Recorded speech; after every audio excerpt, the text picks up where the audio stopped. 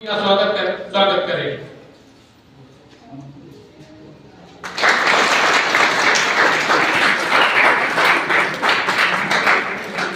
नवनियुक्त भाजपा मंडल अध्यक्ष श्री राजकुमार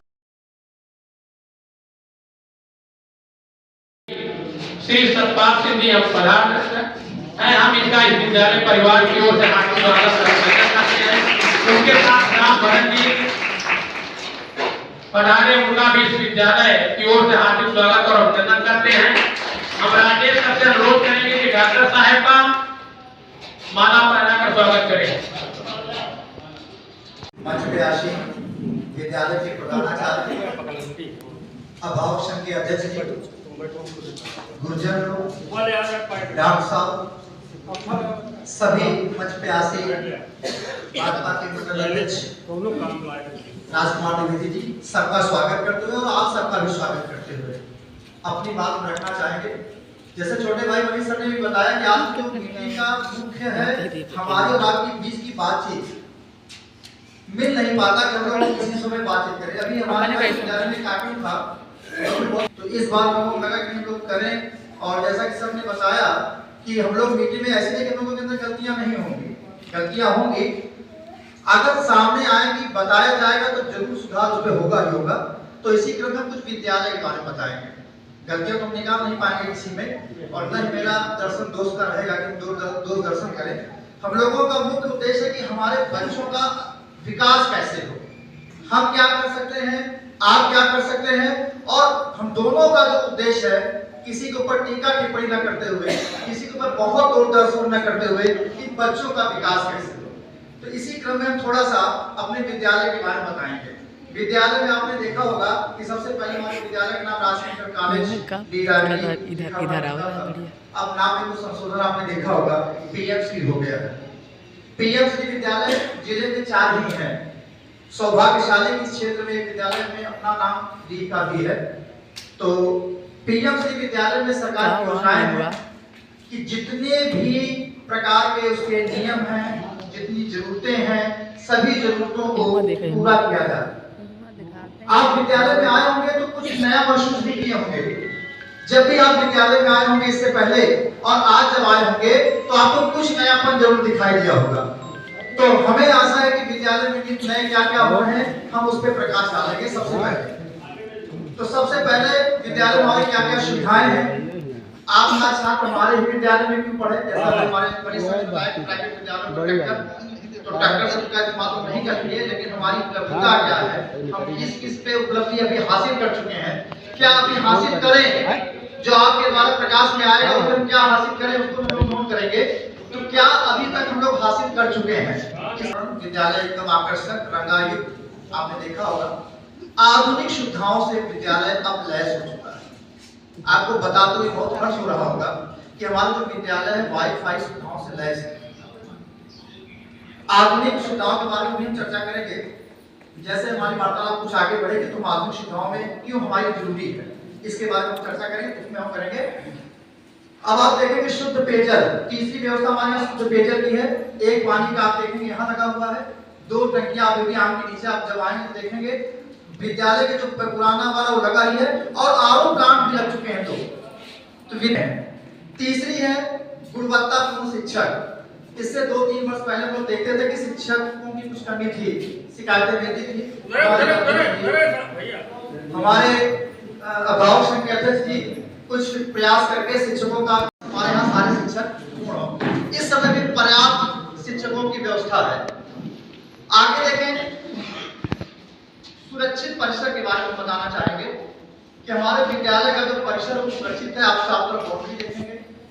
हम अपने विद्यालय के प्रधानाचार्य जी का भी सराहना करना चाहते हैं कि दिन प्रतिदिन बच्चे हमारे सामने बैठे हुए हैं। इनकी 7-8 साल पहले समस्या होती थी कि जब ये पढ़ने जाते थे या लिंक में जाते थे इनके बच्चे टिफिन बंदर खा जाते थे। जो क्षेत्रीय लोग होंगे उनको पता होगा कि बंदरों की समस्या यहाँ कितनी है। बच्चों की बहुत शिकायतें आती थी। हम लोग भी सर के पास जाकर के सर हम लोग वहाँ पढ़ाते हैं, ये बच्चों को टिफिन खाए, गार्जियन भी टिफिन नहीं दी, 35 रुपए 40 रुपए टिफिन बंद कर गया। तो विद्यालय के प्रधानाचार्य जब हम लोग अवगत करते गए, बहुत प्रयास किए, जाली रखवाए, जाली भी बंदर तोड़ देते थे। बाद में इन्होंने क्या किया सर ने, हमारे लोहे की ग्रिल हम लोग दरवाजा लगा रहे तो ऊपर से बंदर चले आते थे, तो लोहे की ग्रिल लगवा कर उसको बहुत सुरक्षित किया। हमारे अंदर जो भी 10 कमरे हैं वो एकदम सुरक्षित, आप दरवाजा बंद करेंगे बंदर कहीं से कुछ नहीं कर पाएंगे। इसके लिए हम चाहेंगे कि 45 में हमारे हम लोगों ने शिकायतें, अभी आपकी शिकायत है कि आपकी सर कैसे करते हो वो अलग की बात है। हमने जो शिकायतें की उसके बाद में क्या क्या आपको लाभ मिला। स्मार्ट क्लासरूम पुस्तकालय, अगली जो हमारी व्यवस्था है सबसे स्मार्ट क्लास में क्या है कि हमारे सारे प्रांगण वाईफाई से लैस है। अभी वाईफाई हमारा उस विद्यालय तक काम कर रहा है, आगे आने वाले समय में उसको ऊपर करके बदलों से सुरक्षित किया जाएगा जिससे हमारे पूरे परिसर में वाईफाई कनेक्ट हो जाए। यहाँ भी नहीं होगा लेकिन अंदर आप देखेंगे तो वाईफाई लैस है। आप सामने वाले अगर देखेंगे बिल्डिंग को तो पुस्तकालय बन चुका है, हो सकता है जुलाई से पुस्तकें आके पुस्तकें रखी हुई बस साज सज्जा करना वो चालू ही करना है। तो एक स्मार्ट क्लास और पुस्तकालय भी आपको विद्यालय मिल चुका। और क्षेत्र में हमने भी कई विद्यालय देखे हैं जहाँ पे प्रायः पुस्तकालयों का अभाव दिखाई देता है। पुस्तकालयों की जरूरत लोग नहीं समझ पाते। उनका मुख्य उद्देश्य होता है जो हमारे ग्रामीण अभिभावक है कि हमें बस शिक्षा चाहिए, हमको पढ़ाई से मतलब क्या होगा, पुस्तकालय क्या है, पानी। लेकिन ये मूलभूत आवश्यक बहुत बड़ी चीजें होती हैं। अगर बच्चों को जब मिलता है इसका लाभ आप देखेंगे दिन ब दिन काफी अच्छा होता है। और निश्चित है हमने फिर बताया कि हम कई विद्यालयों में हम जाते हैं या हमारे संपर्क है, पुस्तकालय की व्यवस्था नहीं है। अगर पुस्तकालय की व्यवस्था है तो ये भी है। आगे चले इसी क्रम में निःशुल्क कंप्यूटर शिक्षा पिछले साल 140 छात्रों के हमारे क्लास के कक्षा 12 के पिछले साल क्लास टीचर थे, 140 बच्चे निःशुल्क कंप्यूटर शिक्षा प्राप्त किए। बच्चे मौजूद होंगे, आपके अभिभावक होंगे, अगर आपके बच्चे रहेंगे तो आपको पता होगा कंप्यूटर की शिक्षा यहाँ निःशुल्क, उसकी कोई फीस नहीं है। हमारे यहाँ टीचर आते हैं, सिखाते हैं। और अभी हम इस जो आप प्रांगण पे हमारे यहाँ पोस्टर लगे हुए हैं इस पे एक नजर जरूर डालिएगा। अभी हम जैसे अपने पॉइंट से निकलेंगे तो आप इन पोस्टरों के बारे में एक व्यवस्थाओं के बारे में बताएंगे। और हमें पूरा यकीन है कि अगर हम विद्यालय की प्रशंसा में करें तो कम से कम 3-4 घंटे निकल जाएंगे। तो हम बहुत संक्षिप्त ही रखेंगे। आगे क्या है, निःशुल्क कंप्यूटर शिक्षा का छात्रवृत्ति की व्यवस्था है जो प्रायः होती है लगभग होता है। शैक्षिक भ्रमण, विद्यालय से प्रत्येक वर्ष शैक्षिक भ्रमण जाता है। इस बार आपके बच्चे लखनऊ गए होंगे, गार्जियनों को पता होगा, जो अभिभावक आए होंगे लखनऊ गए होंगे, रात में आए होंगे, बस की सुविधा फ्री, भोजन फ्री। बच्चे जा के लखनऊ यूनिवर्सिटी को देखा, उन्होंने समझा उनको कि निःशुल्क व्यवस्था है। तो ये सारी व्यवस्थाएं आपको निःशुल्क मिल रही हैं, सरकारी विद्यालय मिल रही हैं, पीएमसी होने के नाते मिल रही हैं। आत्मरक्षा प्रशिक्षण लड़कियों के लिए पता होगा, मार्शल आर्ट की व्यवस्था की गई है लड़कियां ताकि आत्म सुरक्षित रहें। आप नित्य घटनाओं को आप देखते होंगे, रोज नई नई घटनाएं होती हैं, तो लड़कियां हमारी कैसे अपनी रक्षा अपने आप करें, इसके लिए भी विद्यालय में प्रबंध है। और ये कोर्स हमारे यहाँ चल रहे हैं, आगे से चलेंगे नहीं ऐसा नहीं है, ये हो रहे हैं सब सारे कार्यक्रम। इसके इसी क्रम में अगर बताएं आपको तो हमारे यहाँ एक एसपीसी चलता है प्रशिक्षण, एसपीसी का प्रधान जी हमारे आ चुके हैं और हम लोग कई कार्यक्रम विद्यालय में वहां जाके एसपीसी के कार्यक्रम हम लोगों ने करवाए जिसमें बच्चे आर्मी जैसी ड्रेस पहन के कार्यक्रम करते हैं और अपने बड़ा गौरवान्वित महसूस करते हैं। जब ड्रेस पहनते हैं तो वो लगता है कि तो पूरा आर्मी में है ही है, काफी अच्छा प्रतीत होता है। अभी जो हमारे व्यवस्थाएं चली उपचारात्मक कक्षा जिसको रेमेडियल क्लास हम लोग बोलते हैं, यह क्या है, यह वह व्यवस्था है जिसमें कभी-कभी हम लोग कक्षाओं में पढ़ाते हैं और बच्चे फिर भी नहीं समझ पाते, या बहुत थोड़ा सा उनका स्तर थोड़ा सा नीचे है। तो ऐसी सरकार की योजना है, ये सरकार की योजना है, हम लोग अपने पास प्रयास नहीं कर रहे हैं। सरकार कहते हैं कि उन बच्चों को आप अलग क्लास देकर उनका 1-2 घंटे अलग पढ़ाइए। तो एक रेमेडियल क्लास की व्यवस्था जो चल रही है। खेल की सुविधाएं, अभी आप आए होंगे टेनिस के लिए कभी बना हुआ है, खेल के सारे सामग्री आ चुकी हैं। और हमारे यहाँ एक मैडम भी नियुक्त हुई है, अंजलि पटेल मैम है, तो वो खेल के बारे में प्रशिक्षण है, वो शिक्षक है। और आपको बताते हुए हमें होगा कि हमारे यहाँ एक लड़की है वो मंडल स्तर तक गई है, डी गई है, क्या नाम उसका, शुभांगिनी। वो लड़की मंडल स्तर तक खेल में आगे गई है दौड़ में। और कई कार्यक्रम बच्चे भी हमारे यहाँ पे गई, तो खेल की भी बहुत अच्छी सुविधाएं हैं। उसके बाद स्वास्थ्य देखभाल, यहाँ पे प्रतिदिन महीने में आयरन की फ्लोरिक एसिड की स्वास्थ्य विभाग से आती है गोलियां, बच्चों को निःशुल्क दी जाती है। और भी कोई समस्याएं होती है तो स्वास्थ्य विभाग से जुड़ा रहता है विद्यालय से, आपको बच्चों को हेल्थ कैंप मिलता है। और पिछली बार अभी पिछले सब जो मार्च का गया है उसमें 4 कैंप प्रधानाचार्य ने लगाया था। बच्चों के स्वास्थ्य का परीक्षण करते हुए डॉक्टर आए थे और बच्चों को पता भी होंगे स्वास्थ्य परीक्षण का, ताकि हमारे बच्चे बीमार न हो। और सबसे पहले आपको पता है कि सबसे पहले लोग स्वस्थ अगर रहेंगे तभी हम सब कुछ कर सकते हैं। आगे के अगर हम लोग चले तो कौशल विकास प्रशिक्षण, ये एक नया कोर्स आया, पिछले साल आया है। इसमें हमारे 2 सर हैं, एक सतीश सर, दुबे सर है और एक मैम हमारे यहाँ प्रीति है। ये इलेक्ट्रीशियन, डाटा ऑपरेटर यह कोर्स पढ़ाते हैं। बच्चियों को सिलाई, कढ़ाई, इलेक्ट्रीशियन ये कोर्स हमारे यहाँ चल रहे हैं। तो कहने का मतलब है कि जब हमारा विद्यालय इतना अच्छा है, इतनी सुविधाएं हैं और ये सुविधाएं सब चल रही हैं, तो आपसे आग्रह होगा कि और इसका क्षेत्र में प्रचार किया जाए और पीएम श्री से मिलने वाली अन्य जो भी योजनाएं हैं हमारे क्षेत्र के बच्चे उसका लाभ करेंगे। अब हम बहुत ज्यादा इसमें चर्चा नहीं करेंगे क्योंकि विद्यालय में बताने के लिए बहुत कुछ है। जैसे हमारे यहाँ देखिए कैरियर पॉइंट का मेला लगा है। कैरियर पॉइंट का मेला मतलब एक हमारे यहाँ ऐप्स है शिक्षा विभाग से, इसमें बच्चे स्वतः पता लगाते हैं कि हमें क्या करना है, हमें इंटर के बाद में क्या पढ़ना है, इंटर के बाद कौन सा कोर्स करेंगे, कौन सा कोर्स करेंगे तो कितने % नंबर चाहिए। हम लोग जब इंटर में पढ़ते थे तो जो हमारे आगे विद्वान होते थे, कोई रिश्तेदार होता था, कोई गांव होता था, उससे जाके पूछना पड़ता था, वो बताते थे, वो अपने हिसाब से बताते थे। तो बच्चों के पास ये नए चीजें, गणित क्लब, विज्ञान क्लब आप देखेंगे।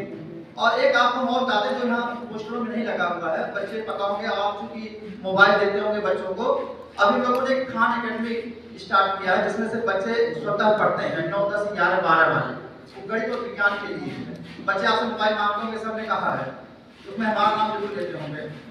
तो वो कारण है तो हम लोग चला रहे हैं। वह भी है कि जैसे बच्चे पढ़ाई सर ने पढ़ाई नहीं समझ में आया तो एक निःशुल्क है, उसमें से खान एकेडमी से विषयवार आप पढ़ेंगे और वो जो बच्चा पढ़ेगा वहां घर पे उसका डाटा हमको पता चलेगा कि इस बच्चे ने कितना पढ़ा, किस कोर्स को कितनी एक्सरसाइज कर दिया। यानी कहने का मतलब है कि जो हमारी पिछली व्यवस्थाएं थी कि रब में पढ़ना चेक करना, हम लोग उससे मोटिफाइड हो गए हैं और अब हम लोग डिजिटली कैसे बच्चों को प्रिपेयर करें हम भी सीख रहे हैं।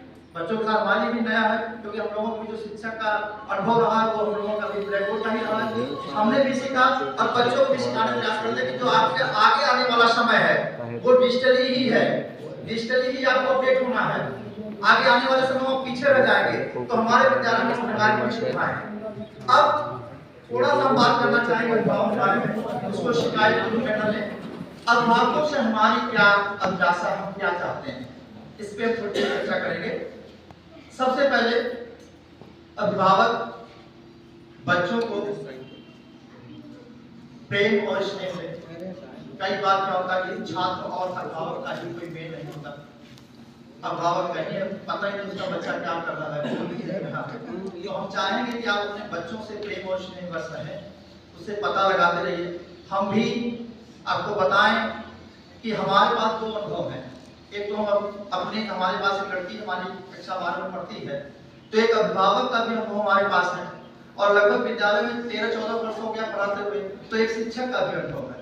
तो दोनों अनुभव को जब हम मिलाते हैं तो हम देखते हैं कि हमको अभिभावक के नाते हमें क्या करना है। शिक्षक के नाते तो हमको लगभग जो भी बताया सब है जो करना है, आप जो बताएंगे तो कि स्वयं में गलती नजर नहीं आती, आप जो बताएंगे तो देखा जाएगा। अभिभावक होने के नाते क्या करना चाहिए, हमको लोगों को समझ आता है कि बच्चों से हमारी दुनिया में बने, बच्चे क्या करें उसमें हमारी पहली नजर हो, दूसरी ओर उसका शिक्षा और ज्ञान। सबसे बड़ा है कि नैतिक मूल्यों की शिक्षा अवश्य बच्चों को। सबसे पहले आपका बच्चा जब घर से चलता है क्या वो ड्रेस पहन के निकला, यह जरूर देखिए क्यों ड्रेस में नहीं आ रहा। जब विद्यालय में ड्रेस लगा हुआ है तो क्यों ड्रेस पहन के नहीं आया। नैतिक शिक्षा उसको वो मत दे कि अच्छा एक दिन चलो तुम कर लो, एक दिन में क्या होता है, कौन सा नहीं मना करे, चलो हमको बता देना। नैतिक शिक्षाओं को उसको अभी से आप अनुसरण करवाइए। आप बताइए बेटा अगर आप ड्रेस में नहीं हो तो शिक्षक निकालेंगे, आप खुद ही बन जाओ, आप उसके लिए जो प्रयास करिए। अनुशासन के लिए बच्चा आपका अनुशासन है, अनुशासित है कि नहीं है घर से ही पता चल जाता है। सबसे पहले हमारा जो अनुभव रहा है शिक्षा से विद्यालय बच्चों को अनुशासित होना चाहिए। अगर बच्चा अनुशासित नहीं है, बहुत शिक्षित ही है, वो हमारे नजर में किसी काम का नहीं है। अनुशासित जरूर होना चाहिए, समझना चाहिए, नैतिक चरित्रवान होना चाहिए। तो ये हम लोगों को ऐसे गार्जियन भी देखना होगा। हमारे पास बच्चा आया, हमने पढ़ाया, बच्चा आपके पास है, आपको ध्यान नहीं दे रहे हैं, तो कृपया करके आगे से ये जरूर ध्यान दें कि बच्चा जैसे ही आप यहाँ घर से निकले तो क्या उसने गणवेश पहना है कि नहीं पहना, ये जरूर देखें।